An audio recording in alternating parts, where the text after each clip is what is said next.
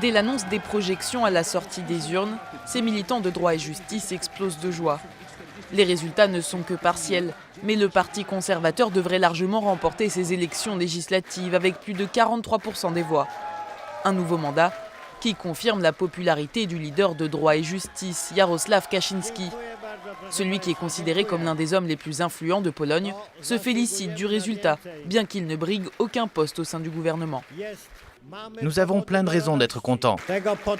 Malgré ce front établi contre nous, nous avons réussi à gagner. Et tout laisse à penser que cela va continuer ainsi. Et si cela continue, le bon changement, lui aussi, continuera.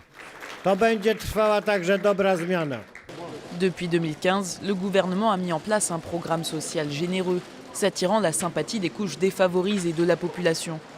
Le parti Droit et Justice s'attaque souvent aux minorités sexuelles et aux élites et rejette les valeurs libérales occidentales. La principale formation d'opposition centriste, la coalition civique, devrait obtenir plus de 27% des voix et disposer de 130 députés au Parlement polonais. Un résultat satisfaisant pour sa candidate au poste de Premier ministre.